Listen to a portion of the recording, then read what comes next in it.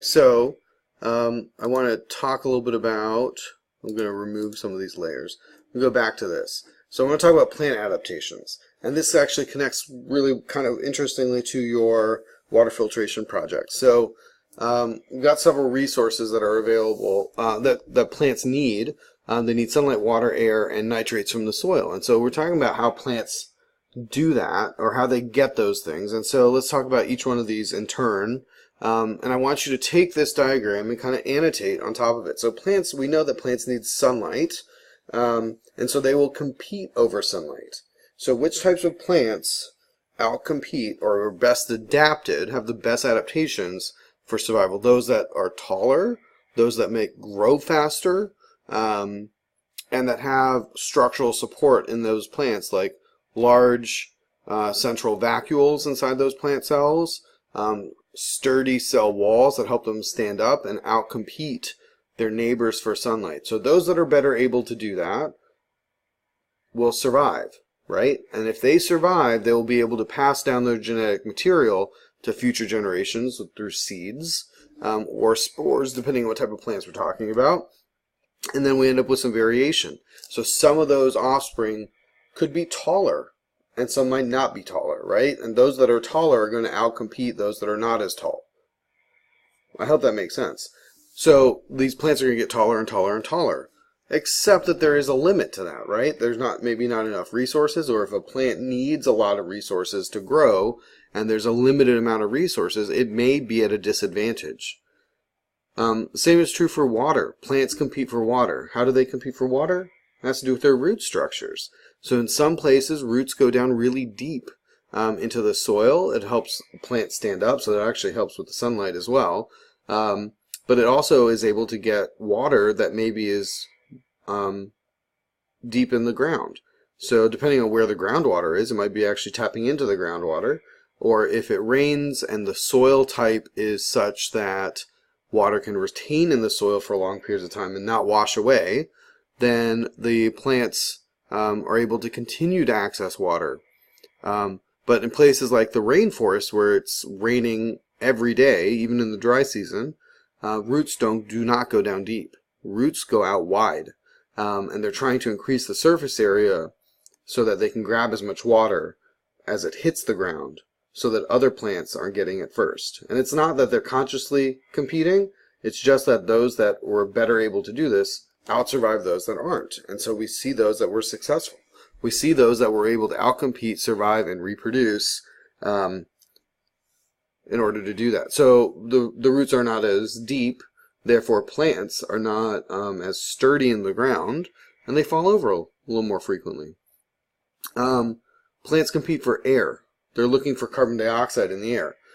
So many plants have broad leaves, which help them compete for sunlight, but it also increases the surface area, which allow for more stomata on the bottom side of the leaves to allow for gas exchange.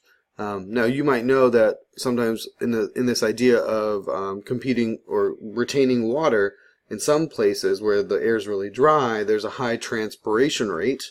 So water will be leaving those leaves, and therefore the plants may not want, or may not, and I won't say want with quotation marks because there's no want here, but the plants that have survived are not the ones that have broad leaves. They actually have very small, narrow leaves, like a cactus. The spines on a cactus are its modified, adapted leaves that minimize surface area, so they reduce the amount of air and therefore water that's leaving. But they don't really need lots and lots of sunlight, and cacti are usually on the smaller side of plants. Plants are also getting nitrates from the soil. So this is what connects to your project. Plants are living in dirt most of the time, right? They're living in dirt. Some plants live in the water, and they have certain adaptations. For example, they don't have a sturdy trunk like tree would, so that they can actually bend with the current, and they don't get knocked out of the soil with a strong current. They just bend over, which is kind of nice when you think about what kinds of adaptations they might need. They do not get they don't need to get water from their roots. Instead, water goes directly into their leaves. So they have these other adaptations that help them survive and reproduce. They give them advantages. But if you're thinking about trees that get nitrates from the soil, they have to be able to extract nitrates, which have charges, from the soil. But I want you to recognize that plants are also filtering that stuff out. They're filtering water and minerals and nitrates and phosphates out of the soil. The soil stays behind. So the soil does not end up in the inside of the plant. So the plant is actually filtering. And you can actually use a plant as a filter. And there are places around the world that do that. They pour water in one end of a stem, and the water that comes out the other end is clean, because the plant has pulled out chemicals. And that's kind of an interesting idea that you may want to consider employing. There's this other idea of mangroves. If you ever looked up what a mangrove is, I want you to do that. Mangroves are really really interesting. These are plants that grow in salt water. Okay, so they grow in salt water. So we know that what happens with plants in salt water is that if they were in a regular plant you put in the salt water, that that water from the plant would actually leave through osmosis and enter the environment. That would shrivel up the cells. But mangroves thrive in salt water. And what's really interesting is that the way they do that is they pull up, let's say it's sodium chloride, NaCl. What they do is they bring in that sodium chloride. Remember, this forms an ionic bond. So what they actually do is concentrate this Na around the membrane on their leaves, and they pump chloride out, and then, or they allow chloride out because it actually is repelled by the cell membrane with its negative charge.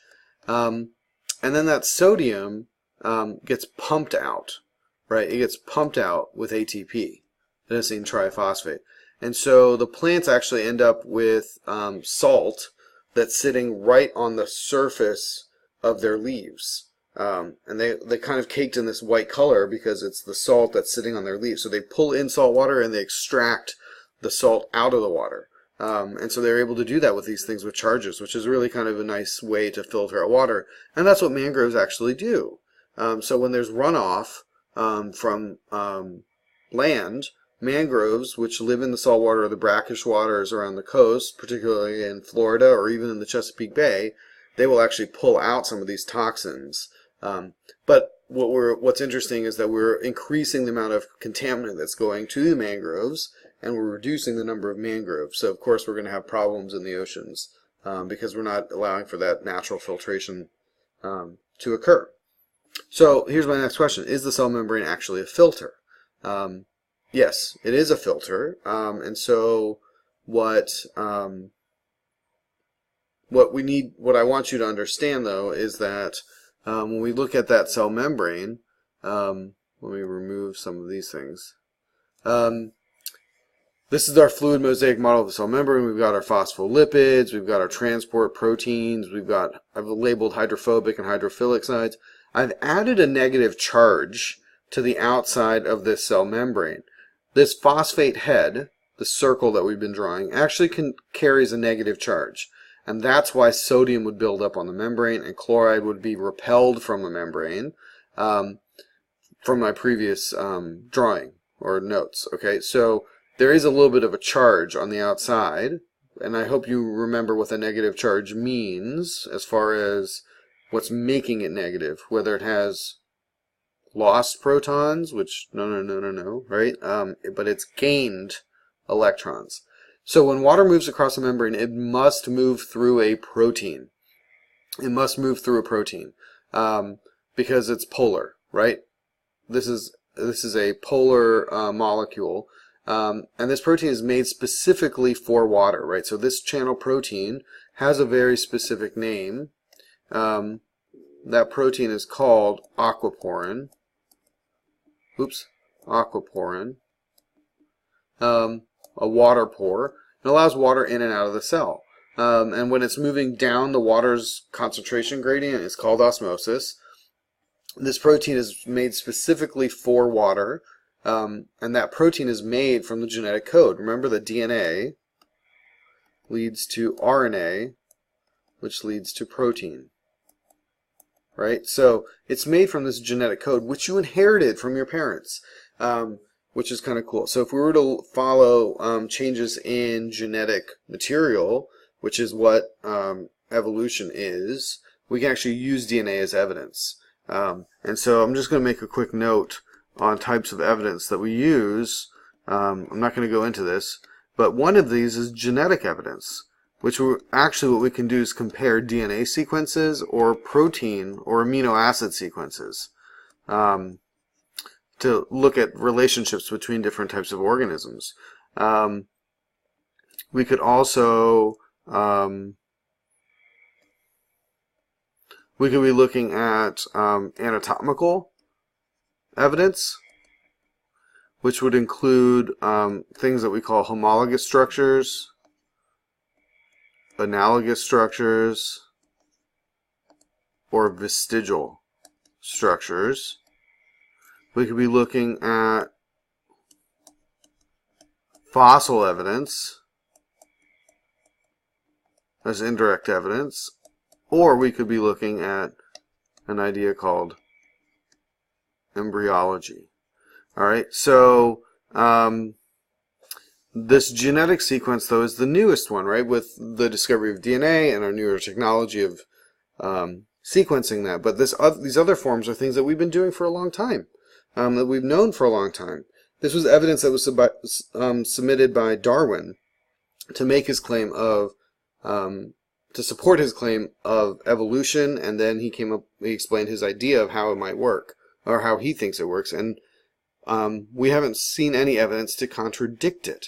In fact, the genetic evidence only supports this idea that Darwin came up with or is credited to, and we didn't have that genetic information then. We have it now, and it continues to support his idea. Okay, so I see that this video is like 2 videos long, so I'm going to stop.